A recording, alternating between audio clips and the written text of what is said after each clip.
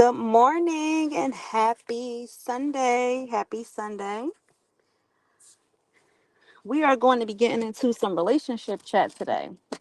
More specifically, what kind of partnership do you have? So that's what we're going to be talking about today. I'll give a couple minutes for people to get snuggled into the live, see if anybody's on today, if who wants to keep this conversation going with me today. Let's see. I'll give it a couple seconds. Good morning. Happy Sunday. If you are just joining the live, feel free to like the live, share the live, let people know that I am live. If you're enjoying the conversation, I should probably tell people on my IG that I am live. How do I do that? Can I share the live?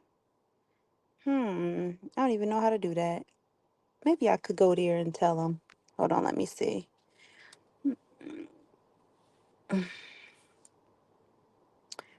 Give me a second. Let me see if I could tell people on my end.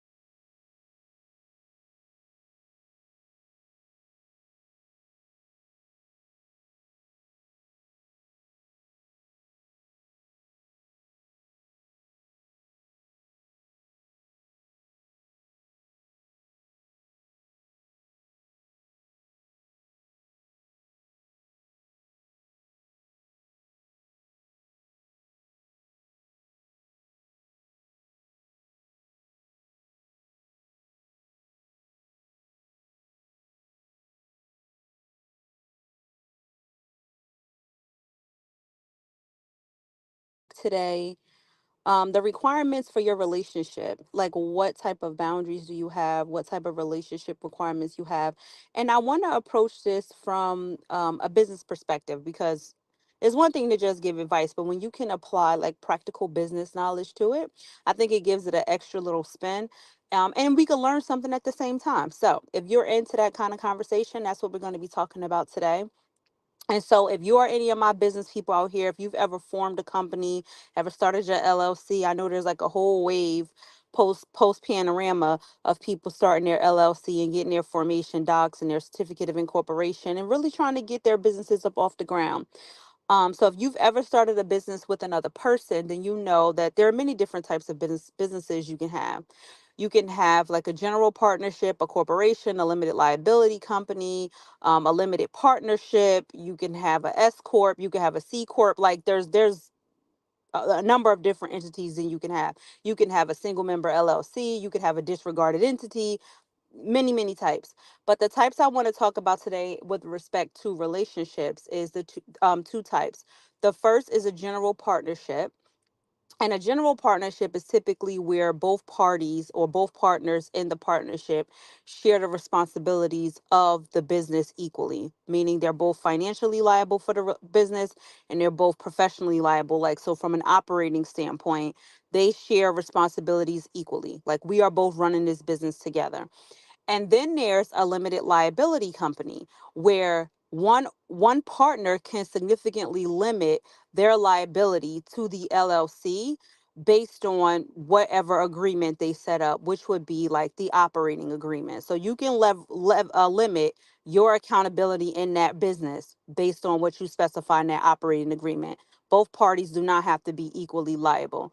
So when we think about our close personal relationships, whether we're talking about our spouses or we're talking about our boyfriends or we're talking about our girlfriends, let's talk about what type of agreement you are setting up with your partner and what is the baseline for that agreement. Because I think when you get into a relationship and you don't set a strong operating agreement for your relationship, you allow one party to reap all the benefits of that relationship without having to suffer the consequences or deal with the liabilities of that relationship. So let me give you an example. Let's say, for example, you meet a guy. When you meet this guy, you as the female, you got your stuff together, you have a steady income coming in, you know your credit score is pretty decent, you have your own car, you have your own phone, you are financially independent, you are financially sufficient. You do not need a man. Like you need a man for companionship, you may need a man for emotional support, you may need a man for sexual um relations, but you don't necessarily need a man for your survival. Like you can survive alone. So that's you. You're bringing to that original partnership a benefit, right? Pretty defined benefit, your credit score, your financial wherewithal, your home or your apartment or whatever it is that you have going for yourself. And then you meet a man. And when you meet this man, he's coming to that partnership with, let's say he doesn't have his own place, his credit is shot, he has a job but it's not really steady, he has like money coming in here and there, or he might had a little bit of money saved up from whatever car accident he got into, some insurance scam he ran or whatever, but he doesn't have a steady flow of income, he doesn't have a steady place to stay, and he doesn't have anything solid to bring into your life. But you meet this man, and because you want your business to have good marketing, right? So let's say you're a woman, you have all of those things on your plate. However, you may not be the most attractive female out there. Let's say you're like average looking or slightly below average looking, meaning, you know what I'm saying? Like dudes try to talk to you, but like the type of dudes you really want to be in a relationship with to market your business, to make yourself look aesthetically acceptable to the world, those type of guys aren't really approaching you. You're basically getting approached by like mediocre men. So then you go out and you have all these things going for yourself, and then you meet a man who you believe is extremely attractive. He has all these negative things going for himself, but he is what you would consider conventionally attractive. So because you feel your business, meaning your personal brand, who you are, needs better marketing, you need an attractive man to come into your life so that you could feel like you really doing your big one, you really are that girl, you really out here stunting on people, because now you're with this really attractive man.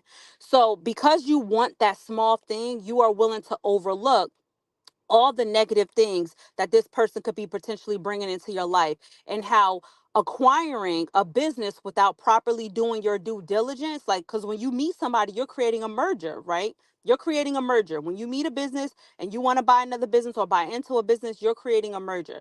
So you're about to merge with somebody who has non-performing assets, bad credit score, doesn't have his own place, barely could pay his own bills, doesn't have steady income, doesn't have his own car. You are literally getting into a relationship with someone with non performing assets. You're bringing them into your business, which was initially thriving, and you're expecting that person to have a significant impact on your financial future. Like you thinking, okay, if I could just get with this person, I could train them to be in the kind of man I want. I could train them to get their credit better. I could train them to want to work a 9 to 5. I could train or have steady income. I could train them to want to be a family man or stay home or come home every day. Like these are things that I could teach or train this man into. When really you are neglecting to do the proper due diligence on what this person brings to the table from the very beginning. And I think that is how a lot of women set themselves up to get into a bad business relationship, because at the end of the day, the moment you get into a relationship with someone and you do one or both of these things, you are creating a joint business. That could be either A, you have children with this person, or B, you marry this person, or C, actually there's a third one, or C, you start putting this person's name on things that are in your credit, right? So you're co-signing on cars. You're allowing this person to become an authorized user on your credit card. You're giving this person access to your financial security without this person ever being able to prove in any capacity that they can afford or could substantiate any of these things on their own. You're not requiring them to substantiate these things on their own. You are essentially you're investing in a non-performing asset. And then when women get themselves into these relationships where they're like, okay, I understand I'm with a guy who doesn't really have anything to bring to the table, he's not really he's not really the kind of man that I deserve at this point, but if I feel like if I could just maybe force him into responsibility, and sometimes forcing a man into responsibility could be like, okay, well, I'm gonna get us a place together. We're gonna go out and we're gonna get an apartment together. His name's gonna be on the lease. My name's gonna be on the lease. And a lot of women trick themselves into believing that because this man is now financially on paper liable for this property or this apartment or whatever, you think that that's somehow going to trigger something in his mind to say, you know what, I need to really go out here and get my stuff together because now I need to come up with half of this rent, or now I need to come in and put in my fair share. But that's almost never the case. It's almost never the case. Most of the time, when women go out of their way and they think that they are holding their man down or really being there for their man, and they go out and get the, even if it's in both of their names, you are giving this man an asset when he knows, because you have presented yourself as being so responsible and and have presented yourself as somebody who's not going to let the cards fall down. They know that you're always going to be the one to figure it out. They know that they can be complacent in their laziness, because in at the end of the day, if the rent on this apartment is $2,500 a month and this month I only got $150, I know for damn sure my girl is gonna come up with $2,350 so that we can pay this rent on time, because number one, she cares about her credit. Number two, she cares about her reputation. And number three, she don't want to be evicted. And I know that as long as me as a man, as long as a man gives a woman something to look forward to, because a lot of these women don't have requirements. What they have is hope. They hope that this man is going to marry them one day. They hope that this man is going to become the man that they deserve. They hope that this man is going to be. They hope, they hope, they hope. And a lot of women get sucked into the cycle of hope, and they no longer have requirements for their relationship, because the only thing that they narrow in, like they zoom in on one main requirement, which is, I want to be married. I want to be married, and I want to be married to the man that I have now tied myself to financially or legally with children. I want to be married to that man. Like, that's my only requirement now. Like, that's the only thing I could focus on. And I think a lot of men, when they know that you are desperate to have a marriage with the man you had children with, or you're desperate to just be married in general, they will use that as leverage. It now becomes leverage in a relationship. So, in a business sense, you are essentially, this man feels like, I hold all the equity in this relationship. Because at the end of the day, if I decide to walk away tomorrow and leave you out here as a single woman with multiple kids, or a single woman who basically, I decided I'm not paying the mortgage no more, and now you either got to come up with the money to pay the mortgage, or you're going to be in foreclosure or short sale and your credit going to be ruined. And now he holds all the cards. He holds all the equity, because he's like, I could go out here and do whatever it is that I want, because I know one thing's for sure, two things for certain. You not about to be homeless, because you ain't the kind of woman that's going to be on the streets. And you also not about to leave me, because you are terrified of becoming a single mother. So now you've transferred all the power you initially had when you walked into that relationship over to that man. You transfer every single ounce of power over to him, because you allowed yourself to get into a business relationship with a man who brought absolutely nothing to the table when you met him. Nothing to the table when you met him. And then, to make matters worse, if we take it back to my original point of a general partnership versus a limited partnership, you have essentially created a situation where a partner is getting all the benefits of that business transaction, but none of the liabilities. This man is now maybe authorized on a deed of your house. He's getting the benefit of that relationship, because now he could walk around and tell everybody he a homeowner when this man ain't never paid a mortgage payment a day in his life. He get the benefit of saying, yeah, I got me a good girl at home who don't be in the streets, who take care of my kids, who make sure that they go to school every day, who make sure that they're in activities, who make sure that they do this, that, and the third. And really, I don't got to do much. I'm outside. You got a man who could literally sit in a car, ride around with his homeboys, or go to the club and tell his homeboys why he's spending y'all money that y'all supposed to be paying on y'all electric bill in the club, getting bottle service. And he could sit there and be like, I don't got to really worry about nothing, because I know one thing's for sure, two things for sure. Certain, my girl at home. She at home with the kids while I'm outside. So he's getting all the benefits of the relationship, but none of the liabilities. He don't have to wake up at 1 o'clock in the morning and change diapers. He don't have to wake up at 2 a.m. and run errands. He don't have to wake up at 8 o'clock in the morning and make sure that they get from point A to point B on time Monday through Friday. He doesn't have to put in the equal weight of responsibility for raising the children or taking care of the home. Why? Because you have established a norm for your operating agreement. You established a norm for your relationship. You established a norm, and that norm was, as long as you give me the marketing, which is all you wanted initially, was the marketing. You wanted the look. You wanted the aesthetics of a relationship. That's all you required from me when we went into this thing. So don't require more now. That's what the man is thinking. Don't require more now. You wanted the look. You wanted the ops. That's what you wanted. You knew what you were getting when you decided to get into a relationship with me. You knew I wasn't going to give you nothing but a look. I wasn't going to give you nothing but the image of you're with an attractive man who probably you is way out of your league. Hey, Verena, who is probably way out of your league from an aesthetics perspective. But that's all you was getting when you met me. I never walked in, I didn't walk in, because a man is thinking, I didn't walk into this relationship misleading you. I didn't walk into this relationship and tell you that I had my own spot and really I was living with my mama. Nah, shorty, you knew I was living with my mama when you met me. As a matter of fact, we went over to her house last Sunday and we was eating off the barbecue. Like, you knew exactly what type of time I was on when you met me. I didn't lie to you and tell you I had a Benz parked out back. Nope. When you met me, you was picking me up from the bus stop. You met me, you was picking me up from the train station. When you met me, I Ubered to your house on our first date. I never told you I had a car. When we went out on our first date, baby, you picked me up. You beat the horn, beep beep, and I came downstairs. When we went on our first date, I didn't take you to the steakhouse. I didn't take you to STK. I didn't take you to Philippe's. I didn't take you to the sushi spot. You know why I took you? I took you to Chick-fil-A. I told you, oh, if you want to go out to eat, like we go to cheese, no shade to the Cheesecake Factory, but we could go to Chick-fil-A.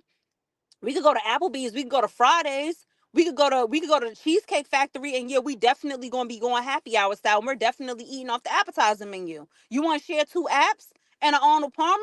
Like, baby, I didn't even tell you you could order a drink. As a matter of fact, when you told me you don't drink for real, I was excited because I ain't have it. It be the drinks that run the tab up. That man ain't lie to you. He told you exactly what you were getting when you met him. The problem is a lot of women overlook what it is that a man is telling you because you are so focused on the facade of what it is that you want. You thinking you can build this bag. I could build the bag. No, you can't. You can't build no man. You really cannot. What Fantasia said, was it Keisha Cole? Keisha Cole, you can't raise a man. You cannot raise a man. I'm telling you, a man has to be motivated to want to be better because that's what he wants for his life. That is it. The only person who could not even his own mama, I promise you, not even his own mama could convince him to be a better man. The only person who could convince him is himself. And you know what influences a man to become a better man? And I'm saying this because I have a husband. I have a husband who has friends who used to be in the streets outside, wilding out. And you know what convinced them to become a better man? When they started surrounding themselves with other men who were better men because men are inherently competitive. Men are inherently competitive. If your man is not competitive, you are not with a man. You with a little bitty bitch. Sorry, Vic. Hey, Vicky. You're not with the man. You're with a little bitty bitch because men are inherently competitive. Men, they're every alpha man wants to be the king of the jungle. Every alpha man wants to be a man amongst men.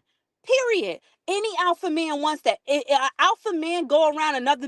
If an alpha man goes around another real man who really about his business and doing something, he really gonna be kicking it to that man. He gonna be in his ear like, "Yo, bro, what you up to? Like, how you end up getting this little business off the ground? Like, what you not little business because that's disrespectful, but you know what I mean? How you end up getting your business off the ground? Like, who put you on? Like, a real man gonna be having real man conversations. But when you with the little bitty bitch, ladies, when you with the little bitty bitch, I promise you, when he get around an alpha man, he gonna be super fucking uncomfortable. He gonna be sweating. His armpits gonna be heavy. He gonna either start plowing himself with alcohol because he needs to disassociate from that conversation, and he don't really want to be there for real, or he gonna start being disrespectful to women because now he trying to turn the attention from his lack of financial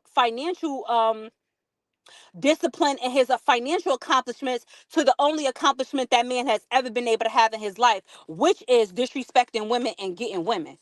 Cause that's all he's ever been able to bring to the table for real is girls. That's all. That's the only. That's the only asset this man ever had was females. He ain't got no job really. He ain't got no business about himself. He can't hold a substantial conversation. All he got is pulling bitches. So yeah, he gonna feel insecure. And the only time when a man wants to reaffirm his insecurities when he's around alpha men, he starts disrespecting women because he feels like these men could really see this man for who he is, which is a little bitty bitch. So now you're gonna be disrespectful to women so that you could feel like, oh, I'm that guy. I'm that guy in another way. Like I get bitches for real, and that could be disrespectful to females. Now I'm changing the tone of the conversation. I'm making this a conversation about women, girls, and sex, money, and drugs versus business, which is what these men really talking about. You can't even be in the room with a real man when you a little bitty bitch. You really can't. And so, ladies, if you out here and you're listening to this and you meet a man, this is why one of the things I always say is before you decide whether or not you want to be in a relationship with a man, please meet this man's friends.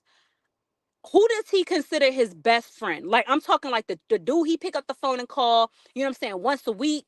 The dude he go kick it with on a Saturday night when he want to just grab a drink at the bar. Like who does he consider his friends? Because if you meet his friends and you realize that all these dudes is passport bros, they hoodlums, they in the streets, ain't none of them got no real girlfriends for real. None of them are committed to their families. None of them are committed to their relationships. You need to really ask yourself, do you somehow think that you are the kind of woman who's going to make this man change the only life he knows, which is being around these hood dudes or dudes who ain't about nothing for you? You really think he gonna change all of that for you? Because I think it's the delusion. You're delusional. Because men don't change for women. Men change for men. I promise you they do. They change because eventually they be like, oh, the type of dude that I want to be like, the type of dude that's an alpha for real. Oh, he got his own business about himself. He's taking care of his family. The type of dude that really is getting to the money is the man that's loyal to his family. Because like Jay-Z said, a man that don't take care of his family can't be rich. That is the truest thing that Jay-Z ever said. You cannot be rich if you don't take care of your family with discipline and with true pouring into your family. You just can't. You can't. Your blessings will be blocked at every turn if you can't take care of your family. If you are a super spreader, you out here making babies here, there, and everywhere, you out here sleeping with every girl that walk by that got a big booty and some big titties. You ain't gonna be rich. I don't care how much money you make on the side, hustling in the streets or whatever it is you're doing. You will never be rich. You're not going to be able to attain and retain that wealth. The kind of wealth that really goes on for generations and generations because you lack discipline. You lack consistency. You lack devotion.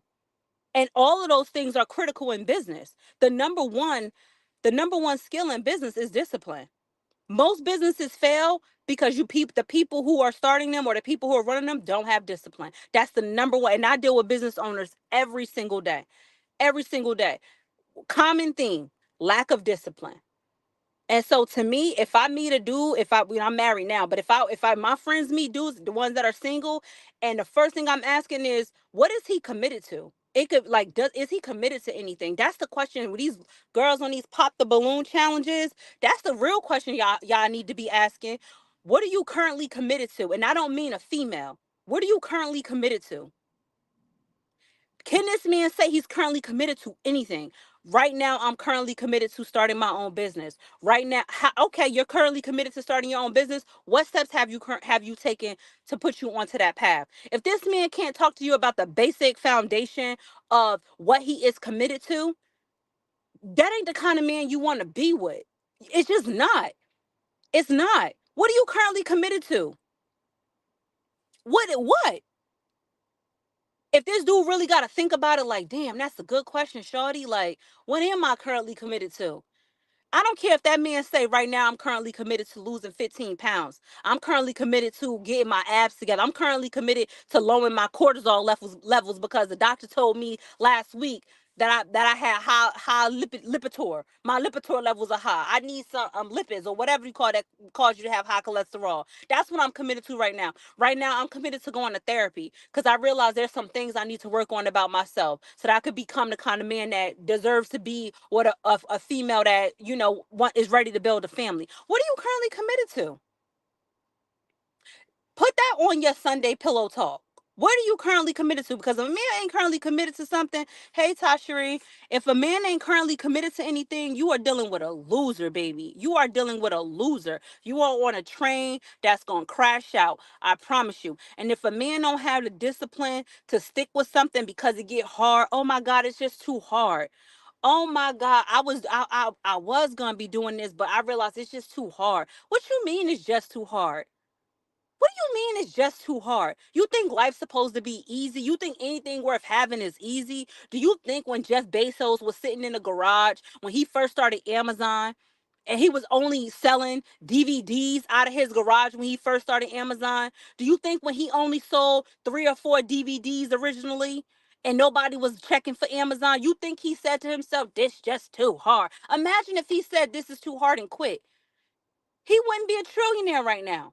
You think when Steve Harvey, when he was homeless, living in his car, and he got that phone call that said, "Hey, we got a gig for you, Steve. This could change your life." And he ain't had no money to get down to. I think he needed to get to New York, and he was down already in Florida. I want to say he was super far away. And he ain't have enough money for the gas to make it to New York to get to that spot.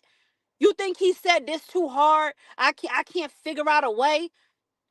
This just too hard. It's too hard. No, because he realized that the sac of what the richness of what you want out of life has to be bigger than the short term sacrifices you have to make. Thank you, Ty. It has to be bigger than the short term sacrifices you have to make. And that's the problem. People don't want to sacrifice in the short term for the long term of what it is that they want. I don't want to hear it's too hard. I don't want to hear that. I don't want to hear that. I just don't. That's a weak man talking.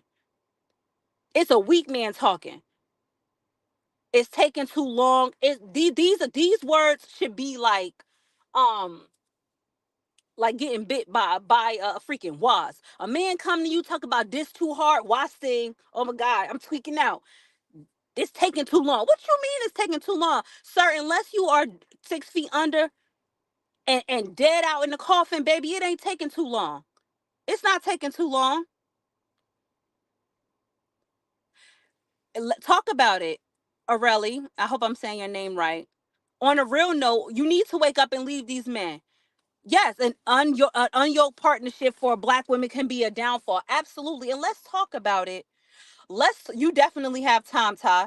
You definitely have time. Most of the people who become millionaires, quiet as it's kept, reach their full potential much later in life. I think we get short sighted out of looking at the mainstream industries of success, meaning like football, basketball, and rap. Those are like the 3 areas where our black men see rapid success. And most of the time when you get into music, you started when you were young.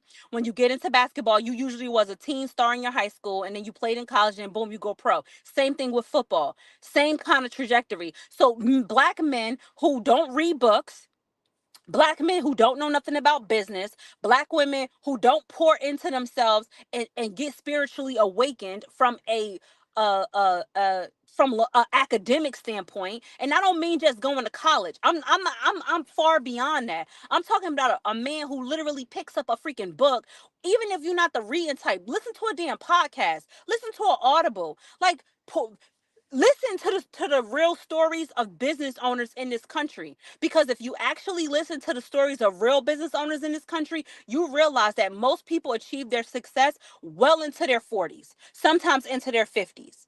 People fail all the time. Real business owners fail all the time, but you know what they do? They get back up, pack it on up, and they try again.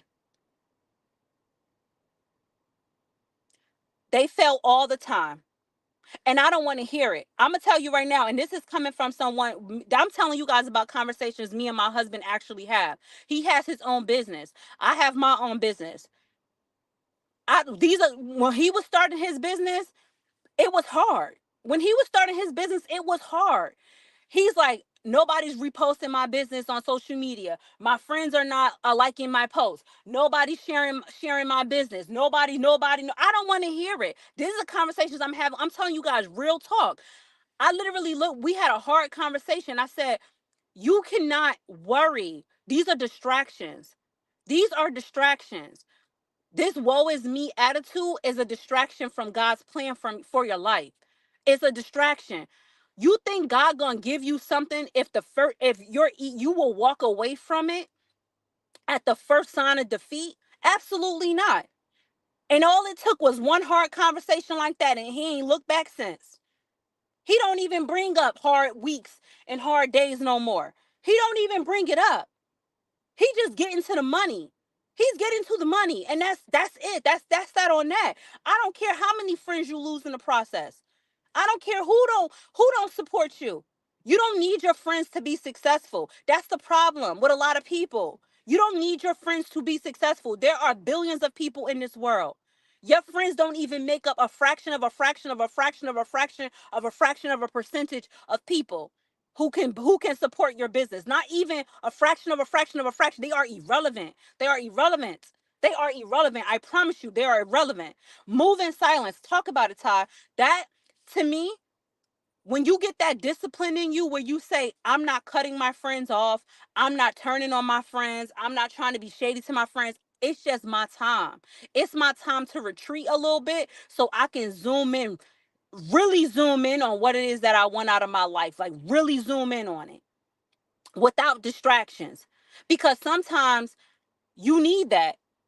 Sometimes you need that.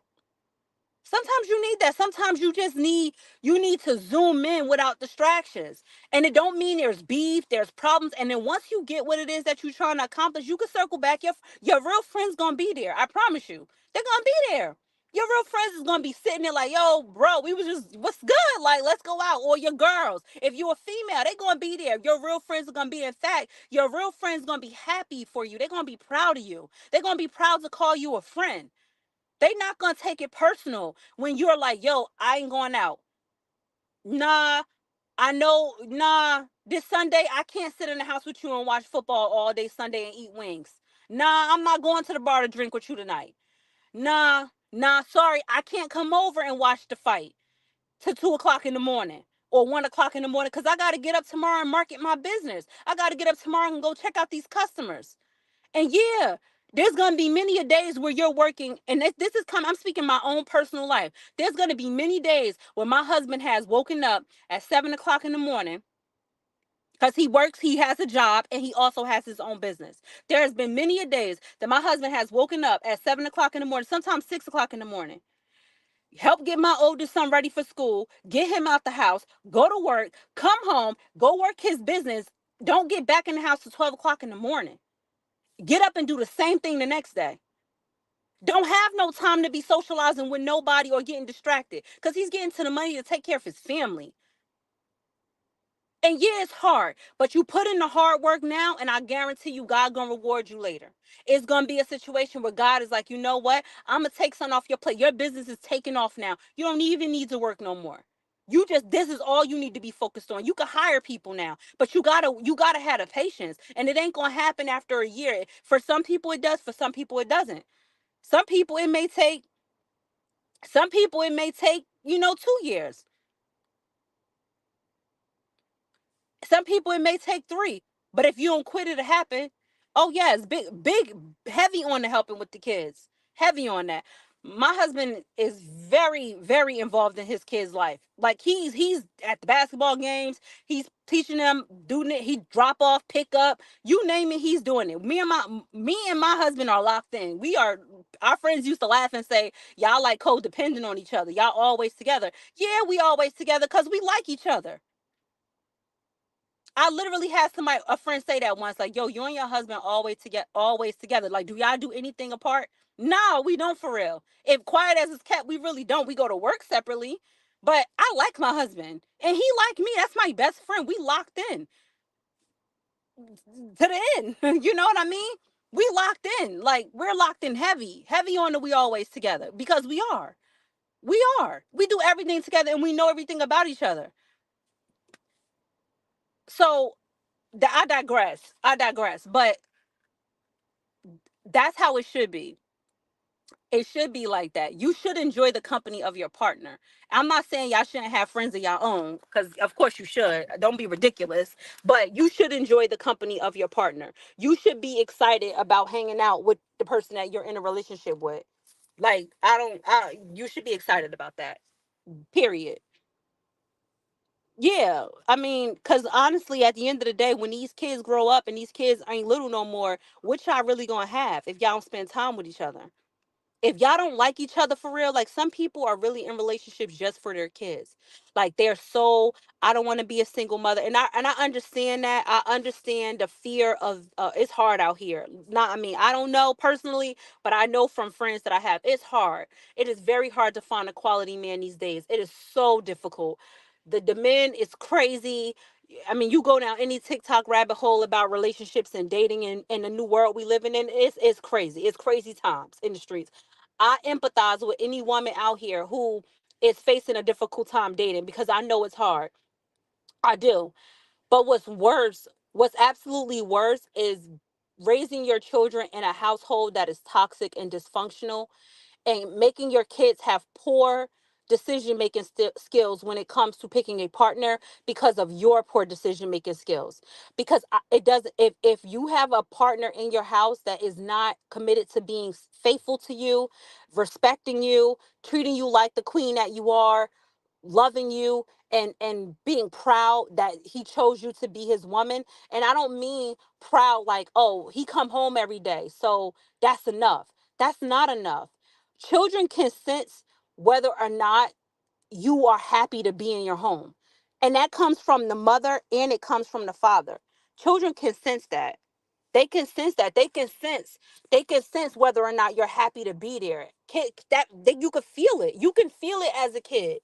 Like, oh, my parents beefing right now, or oh, my daddy don't really want to be here for real, or oh, my mother is so stressed out.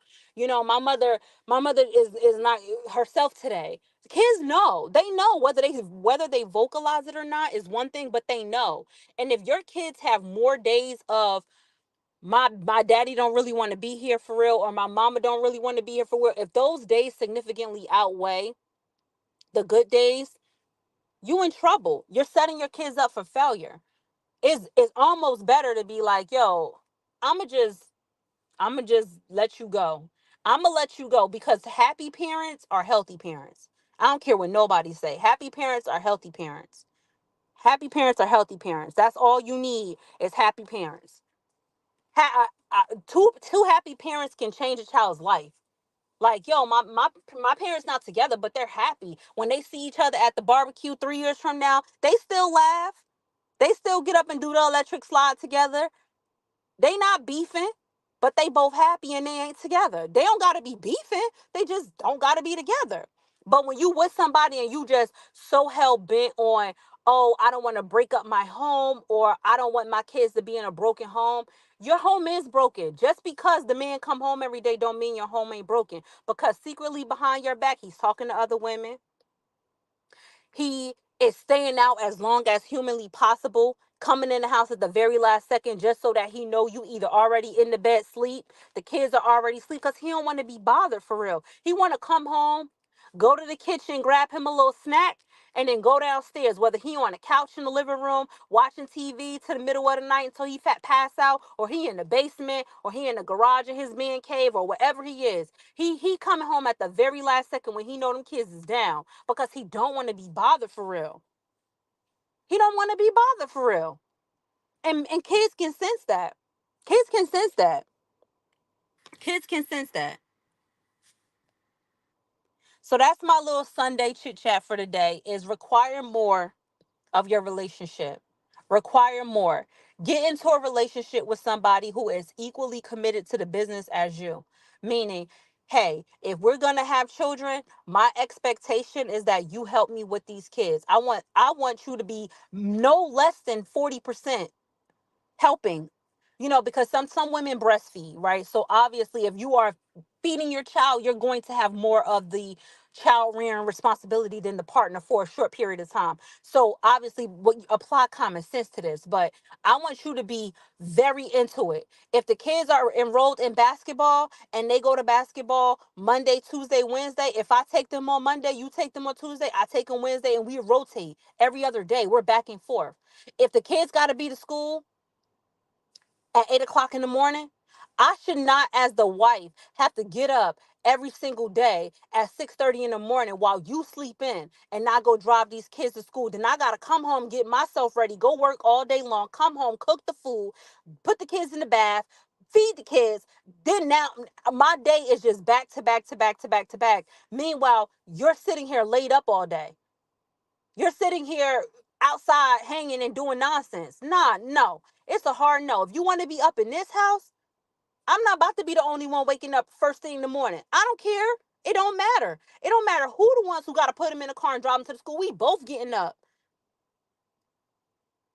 We both getting up. We're both getting up. And that to me is a shared partnership. That's a shared partnership. That's a shared partnership. I'm not living like that. That's just me. And my husband, when I'm sure if he was speaking, he would be like, I'm not living like that either. I'm not about to be with no bum ass wife. I'm not about to be with no wife who don't take pride in feeding her family, who don't take pride in making me a hot meal. Like if my husband go out and work all day, imagine him coming home and ain't no goddamn food made. Like what is going on here? Like what are you doing? What are you doing? I make my husband a plate every single day. I cook his food every single day. Every single day. No days off. I cook for you. And guess what? Every weekend he makes me breakfast. Every single weekend. And I have a whole attitude. He'll make me breakfast. Even this morning. We slept in today. We was tired. And I looked at him and I said, "You gonna make me breakfast?" And he said, "I'm tired today. How come you don't never bring me breakfast in bed?" And I said, "Because I make you breakfast Monday, Tuesday, Wednesday, Thursday, and Friday. And I pack your lunch every single day. I make you a lunch every single day. I'm not making breakfast on the weekends. I'm just not. So we gonna lay here and starve if you don't go and cook, because I ain't cooking." And he looked at me and he was like, "Fine." And what did he do? He got up, he made me some coffee, and he cooked me some goddamn breakfast. Why? Because he knows that his woman is, if my wife cooking for me and I'm tired, you don't think I'm tired when I gotta come home and cook? You don't think I'm tired? No. You think he, no, if I'm tired, my wife be tired when she cook for me. So I gotta put my tiredness aside and go cook for her. And that's exactly what he did. And we ain't have to argue about it either. And we did not. And that's healthy. That's a healthy marriage. Because he could have been like, "I'm not cooking you nothing. I'm not getting up." And he didn't do that. He made my coffee and he made me some food and did not complain. Yeah, we slept in. I let him sleep in, even though I was hungry. But I'm not cooking. I'm just not. And now what am I doing? About to go get to the grocery store. I'm sitting in the parking lot of the grocery store on live with y'all, but I'm about to go in the grocery store and buy some groceries and come home and make my husband a Sunday dinner and make his lunch for tomorrow. And he ain't gonna have to ask me, "You cooking tonight?" No, he's not. You're not going to have to ask me that, because if you can go out and take care of this family, come home, mow the yard, come home, go to work all day long, work your own business, come home, still mow the yard, don't have to ask you. Cut down the weed that was growing in front of the house, don't have to ask you. Wash the car, put gas in the car, don't have to ask you. Don't and don't and don't change the light bulbs. I don't even have to complain. I don't have to complain. If he sees something, he gonna do something. Do the laundry. Every week my husband does the laundry, everybody's laundry, every single week, and still pay the bills, and does. And if you're not in a relationship like that, then you missing out, sis. You're missing out, because I don't care what no man is telling you. There are men out here who take care of their kids, who provide financially, and still help around the house. Anybody telling you different is hitting you with some bullshit, and they hitting you with boo boo the fool. I'm a man. Men don't really supposed to be giving the kids baths like that for real. I'm a man. Man. Can't we hire somebody to do that? Can't we call your uncle man to come and fix the light? Can't we hire Tom to mow the yard? What kind of man are you that don't want to take care of your own goddamn house? This your house, fool. I've been a slut to hell. This your house. This is your house. What kind of man don't want to take care of his own house? I'm talking like weeds is growing, paint chipping, light bulbs need to be changed. Don't want to take care of your own house. I mean, just no kind of nothing. Just I'm good.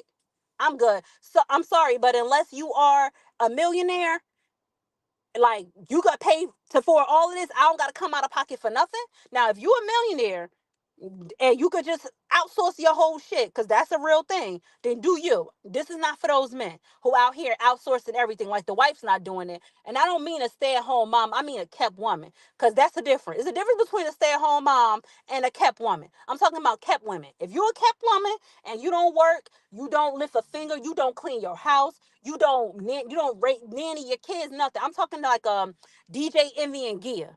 Gia is a kept woman. I don't know if y'all listen to their podcast, but to me, that's a kept woman. They have a nanny, Irma. They got Mercedes who take the kids to sports. She don't clean nothing. She don't gotta do nothing. Envy work and take care of everything. And they building their kid a house from the ground up right now. Well, no, not the ground up. They bought her a house and they're renovating it right now. She's a kept woman. She's not breaking her back being a stay-at-home mom, but you're still doing everything. You're cooking, cleaning, slaving with the kids, doing all the homework, and you're a social media influencer, posting content and editing content, but you're calling yourself a stay-at-home mom. No, ma'am, you are a working woman. You're not. If you're on social media and you're posting content and you're doing brand deals and you're vlogging and all that stuff and you're calling yourself a stay-at-home mom, you are not. You are. It's a facade. You're a kept woman is different. That's different.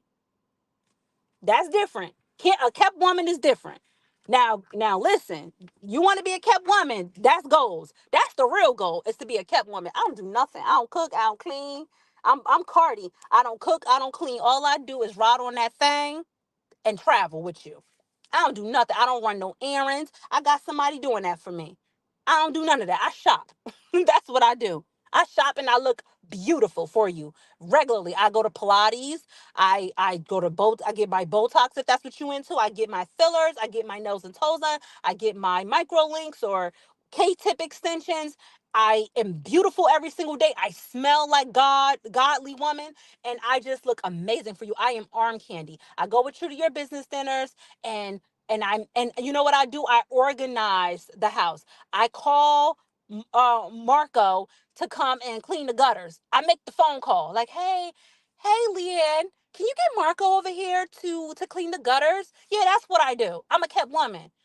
But all the rest of that, all them fake stay at home mom, but you working like a dog, girl, you better go get a job. At least you can have boundaries there. That's just me. I'm ranting, but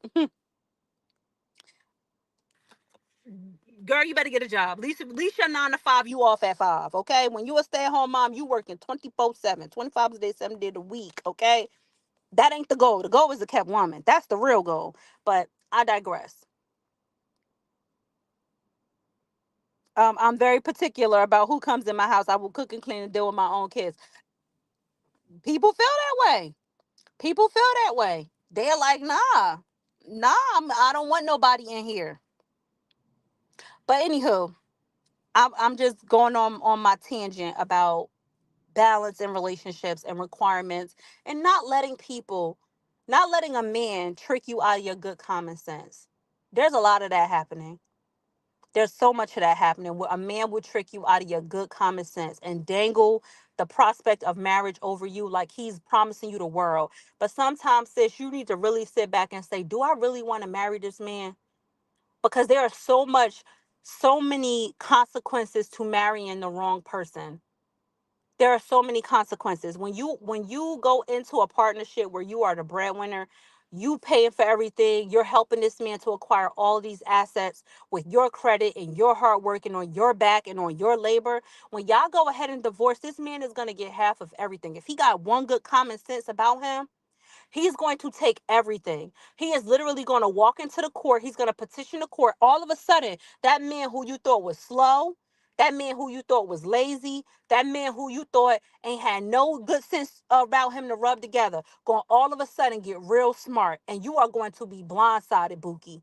You are going to be blindsided because he going to give him a woman, the woman he really want, and they going to take you for all you worth. They going to make your life miserable. Miserable. When I tell you miserable, they're going to run you into the court and they're going to say, sell that house and I want half the proceeds. And you are going to be crying in front of the judge with snot running down your nose and your eyes all puffy. And you're going to be pleading your case, your honor, your honor, your honor. I'm the one who borrowed from my 401k for the down payment. I'm the one who took money from my savings to put the down payment on the house. Here are the receipts, Your Honor. Here are the receipts. Here's proof. Here's the bank statements that I'm the one who paid the mortgage every month. I'm the one who had it debited from my bank account. I'm the one. I'm the one. I'm the one. I'm the one. And you know what the judge is going to say? Too bad. So sad. Tough titty bitty. His name is on the deed. He's entitled to 50% equity in that house. Run him his money. And that's going to be the end of that. You're going to be running him his money. I don't care if the mortgage is in your name. Guess what? You took on all the liabilities while he has the asset. You are a fool. You are made of idiotism. Idiot. That's not even a word, but you are loaded with foolishness and debauchery. You are loaded with foolishness and debauchery, because none of that's gonna matter when you walk into the court and you are married to that person. None of that's gonna matter, and they on the deed. As a matter of fact, you can't even sell that house without their permission if they on the deed. You can't even sell a house. You cannot even sell it.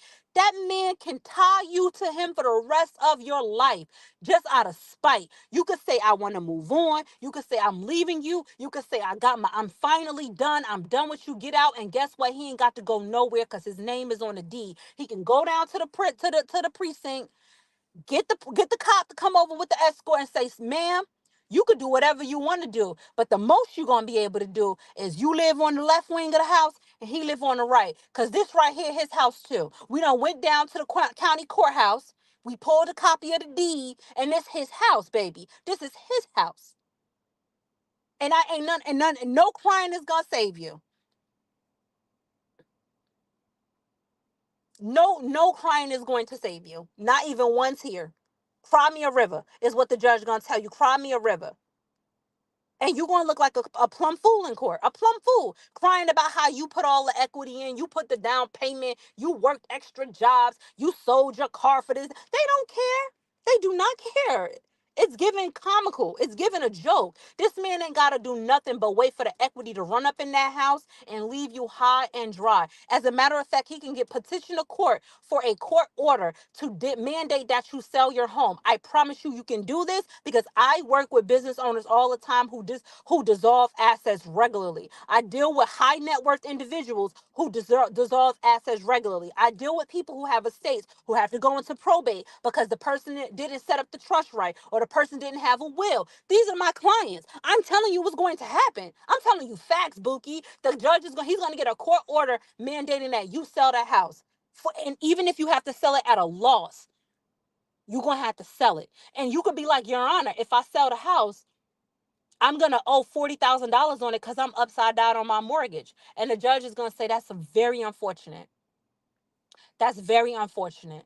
But you still got to sell the house. And a lot of these women are so stupid. They're going out here and they're putting the house in their name, but they're putting the man on the deed because, oh, I'm going to put the house in my name because my credit score better. And it's just going to be in my name alone.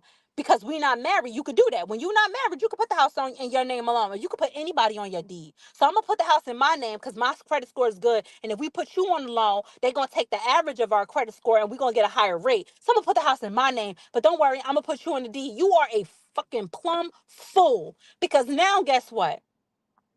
You got when you upside down on your mortgage and you owe the bank $40,000, that man don't own the bank shit.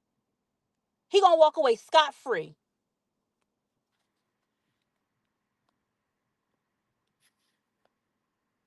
He's gonna walk away scot free, scot free, and you gonna just be looking stupid, absolutely stupid and heartbroken. But that's what happens when you don't have smart people in your life to kick you the real tea, to give you true tea, real friends to give you real tea. Like stop getting with these bums and letting them trick you into stupidness. Don't do that. Don't do that. Because at the end of the day, if you worked your ASS off to get a house or you worked your ASS off to get whatever it is that you have, let it be yours and in your name. Let it be yours and in your name. Make that man feel like he needs to work for something. What is he working for? You done already helped him get a car. You done already helped him get a house. You done already made sure he had gas. You done already made sure he got food every day. You done you already made sure he had his passport. You already made sure you took him out the country. Well, damn, you done already. You done already this man to death. He ain't got nothing to look forward to once he make you his wife. What is there to acquire after that? What milestone is there to really celebrate for real? What milestone is there to celebrate for real? What milestone is there to celebrate? Nothing. No milestone to celebrate. Not even one. Not even one. And it's very sad and it's very unfortunate. And for a lot of women, they don't learn that lesson until it's too late and too hard. Until it's too late and too hard. You done gave them kids. That ain't even amount. That ain't even what to look forward to. We done already got the kids. What are we looking forward to besides a party? And that's what that man gonna start saying to you. When you start pressuring him for a ring and you really start putting that pressure on his back, he gonna start saying stuff to you like that, like, what we getting married for? We done already got everything. We got businesses together. We got a house together. We got kids together. You already my wife. That paper ain't gonna make no difference. It's just paper. It's just a party. It's just a dress. It's just a tux. He gonna start it's justing you to death. Because that's the situation you created. You created that situation for yourself, pumpkin. You created that situation for yourself. And it's real hard to back out of. It's very hard to back out of. No reason. No reason. And at the end of the day, if he finally do marry you, it'll be when you come up on something else that he don't already have access to. And he marrying you to secure his financial future. He's marrying you to make sure that he's fully secure in everything that you have. Fully secured in everything that you have. But other than that, I don't need to, because that true covenant of marriage, that true this is my wife comes with a certain level of weight for a man. I mean, it does for women too, to say this is my husband, but it comes with a certain level of weight for a man to say this is my wife. There is and I think for men it's a sense of pride in that. It's a heavy sense of pride in that, and I'm speaking from conversations I've had with my husband. It's a sense of pride in being like, yeah, this is my wife. This is my wife. My wife is amazing. Not my girlfriend, not my baby mama, not my bae, not my boo, not my shorty. This is my wife. This is the woman that I've made a pledge underneath God to defend with my life. With my life. I'm willing to defend this woman right here with my life because this is my wife. Period. This is my wife. And until a man is ready to do that, he's really ready to defend you with his life under God and make that commitment to you. Why are you giving him the benefits of everything else? Oh yeah, you want to be the special friend in the obituary, Tasha Ree. Girl, two snaps and a hair flip. Period. Because when that obituary come out, it get real disrespectful real quick. You find out how the family really feel about you when the obituary come out. Hell, they'll leave you out. I know somebody, not any of my friends, but I'm not gonna say how I know this person. I know a woman who was with a guy for 22 years. She had a baby with this man. This man never married her, always had a little side family somewhere else. She was like a mistress, but like a comfortable mistress. Like she was happy being the mistress. It wasn't like she wanted an exclusive relationship. Like she wanted to be the side woman. It was like, this is I'm cool with being a side woman on the side forever. 22 years. They had a kid together and everything. 22 years. When that man passed, she didn't even make the footnotes. Did not even make the footnotes. And the whole family knew her.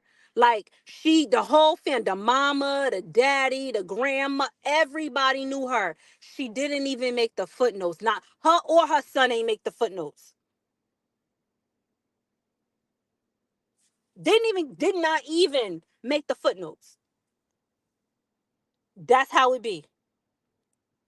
You find out how the family feel about you for real when they pass. When they mention your kids but don't mention you. He leaves to mourn his daughter, his son, and don't mention you. You ain't even in the footnotes, Pookie. You not even in the footnotes. And you done spent your whole life chasing behind this fool. Chasing behind this fool. You spent your whole life chasing behind a fool. But I think eventually some women wake up and learn. It's hard. It's hard, but some women wake up and learn. Some women wake up and learn. But anywho, I need to go shopping for my groceries so I can get home and cook. I got to put my food on by 3 o'clock. Or we gonna be starving in these streets. It was good talking to you guys on this good Sunday. I hope you guys enjoy the day. Thank you to everybody participating in the chat. Appreciate y'all and talk to you guys next time I go live. Bye.